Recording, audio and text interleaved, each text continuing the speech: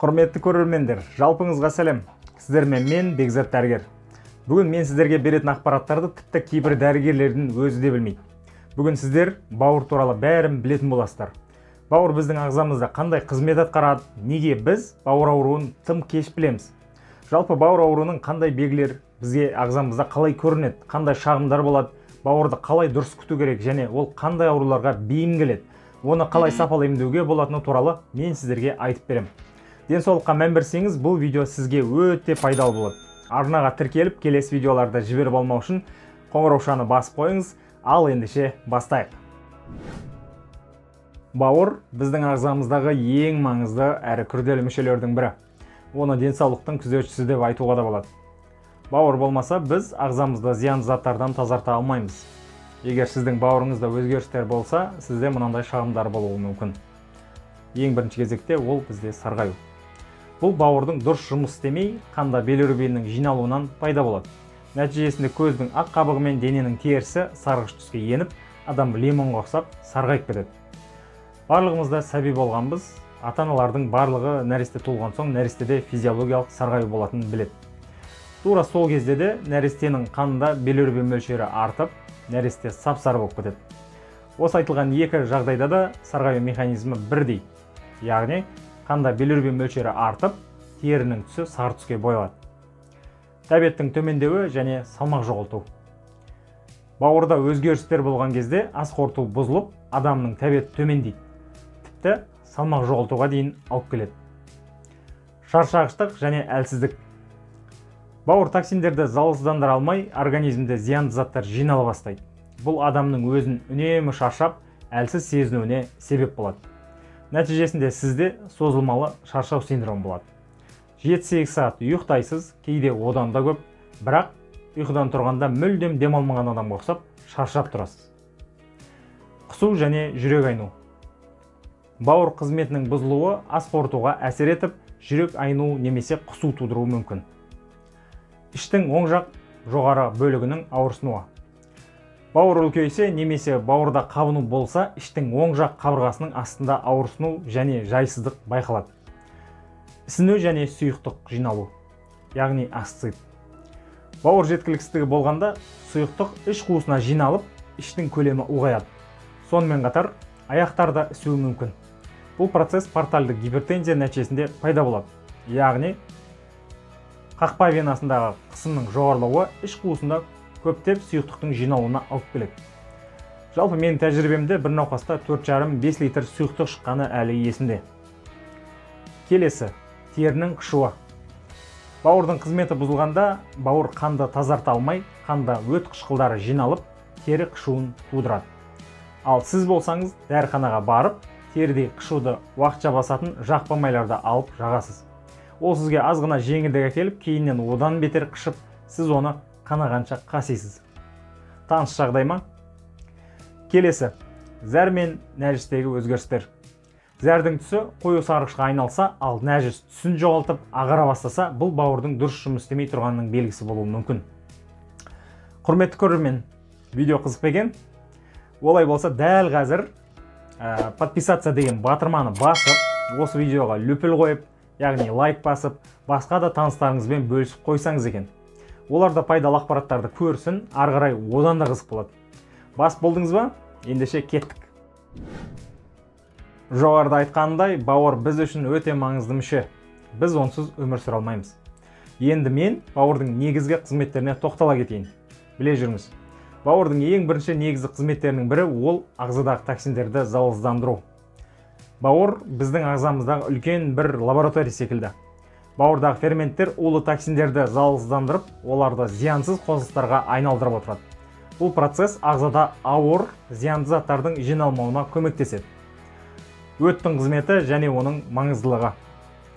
Өт бауырдан шығып, өт қабына жиналады. Біз майлы тағамды жеп ішкен кезде өт қабы жиырылып, өт өзегі 12 елшекке ашылып, өт жібереді. Ол біз жеген майлы тамақтарды ыдыратып, асты қорытуға мүмкіндік береді. Қандағы қант деңгейін реттеу. Бауыр қандағы глюкоза деңгейін қадағалап, оны қажет болған реттеп отырады. Егер қандағы қант төмендесе, бауыр қорға сақтаған гликогенді қайта глюкозаға айналдырып, қанды қантпен толықтырып отырады. Біздің бауырымыз ағзадағы артық қантты гликоген ретінде қорға жинап, қиын, ауыр кездерге қажет болады деп сақтап отырады. Қараңыздаршы, қандай жаратылысы. Келесі, бауырда синтезделетін маңызды заттар. Бауырда ақуыздардың көп түрі түзіледі. Оның ішінде альбумин, қанның ұюына қажетті белоктар да бар. Сондай-ақ бауырда иммундық жүйеге қолдау көрсететін заттар да синтезделеді. Уақыт өте келе біздің дұрыс тамақтанбауымыздан, арақ ішу секілді зиянды әдеттерімізден, антибиотик сияқты өз-өзімізге тағайындаған орынсыз дәрілердің әсерінен біздің бауырымыз ауруға шалдығады. Солардың арасында кең тараған бауыр ауруларына тоқтала кетсем. Ең бірінші ол вирустық гепатиттер. Мұнда көріп тұрғандарыңыздай гепатит әртүрлі титрмен ажыратылады. Соның ішінде Б және С гепатиті созылмалы түрде өтеді және бауырдың тыртықтанып, циррозға дейін жетуіне себеп болуы мүмкін. Келесі, алкогольдік бауыр ауруы, яғни цирроз. Ұзақ уақыт алкогольді шамадан тыс қолданған жағдайда бауыр жасушалары, яғни гепатиттер жойылып, орнына тыртық пайда болады. Бұл бауыр циррозының негізгі себептерінің бірі болып табылады. Бауырдың қатерлі ісіктері. Қатерлі ісік бауырдың құрылымын өзгертіп, оның қызметін бұзады. Ісіктің дамуына зиянды әдеттер және вирустық гепатиттер алып келуі мүмкін. Бауыр ауруларының көп жағдайда бірден білінбеуінің негізгі себебі мыналар. Әрқайсысына қысқаша тоқтала кетсем. Ең бірінші кезекте ол бауырдың қалпына келу қабілеті, яғни регенерациясы. Бауыр қайта қалпына келу және өсу қабілеті өте жоғары орган болып табылады. Ол өз жасушаларын жаңарту арқылы қалпына келіп, көлемін арттыра алады. Бұл ерекшелігі бауырдың белгілі бір бөлігін кесіп алып тастағанда немесе зақымдалғанда маңызды рөл атқарады. Оның жасушалары зақымдалғаннан кейін өздігінен жаңара алады. Сондықтан бастапқы кезеңдерде бауыр функциясы бұзылса да белгілері білінбеуі мүмкін. Келесі, бауырда ауру рецепторларының жоқтығы. Бауырдың өзінде ауырсыну рецепторлары жоқ. Яғни бауыр бүйрек секілді бірден ауырсыну білдірмейді.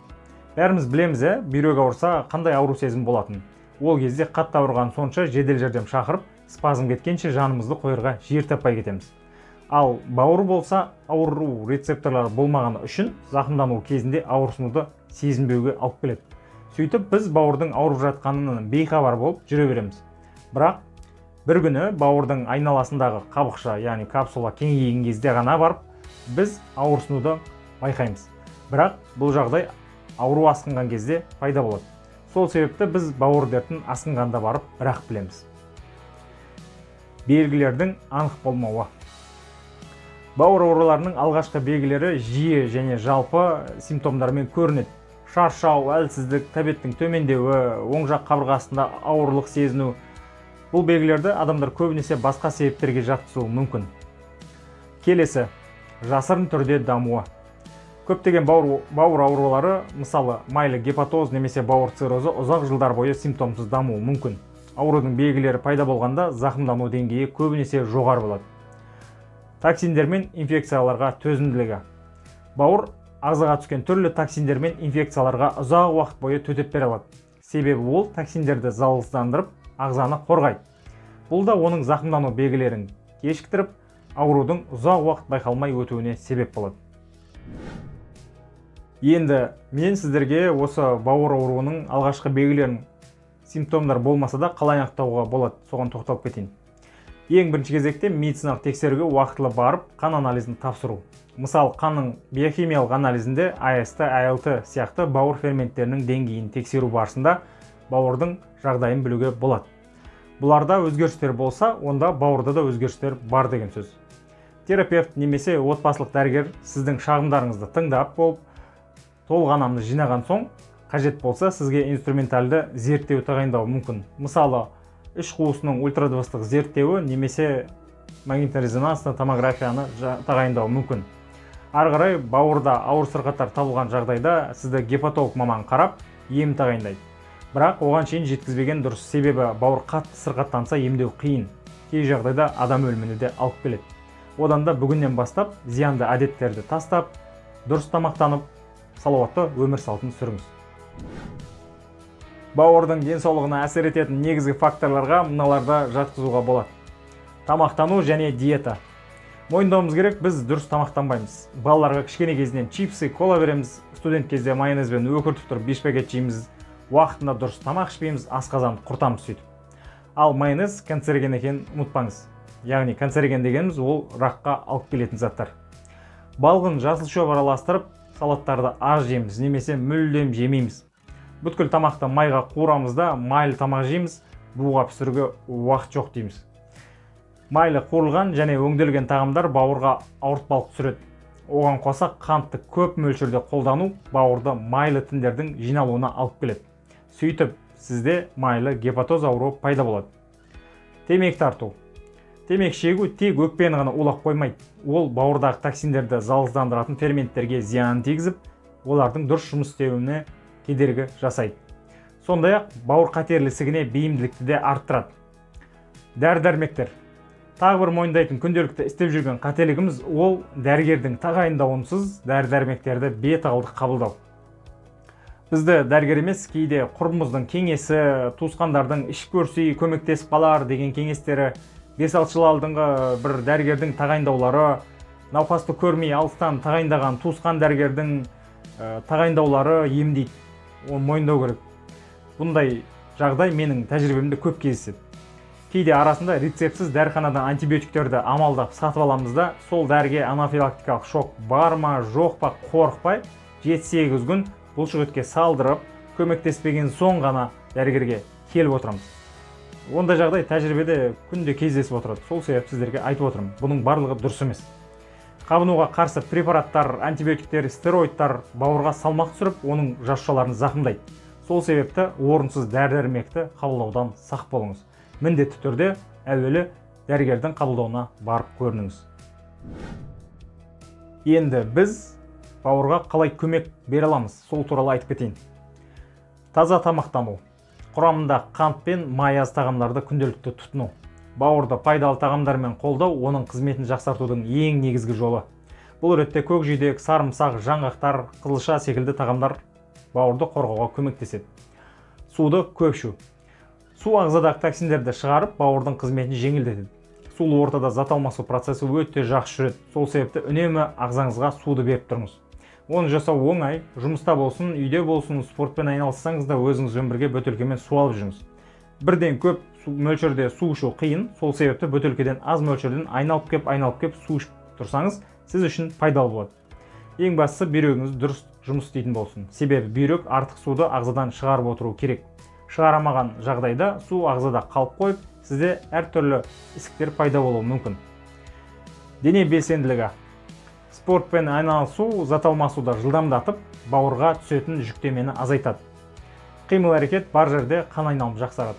Ал жақсы қан айналымы бар жерде зат алмасу да жақсарады. Оған қоса спортпен айналысу сізді тек сергітіп қана қоймай, стрессті жеңуге де көмектеседі. Кофеинді шектеу. Көптеген зерттеулер кофенің бауырға пайдалы екенін көрсеткенімен, шамадан тыс пайдалану бауырдағы кальций мөлшерін азайтуы мүмкін. Ал ол өз кезегінде кальций біздің ағзамыз үшін өте маңызды минерал болып табылады.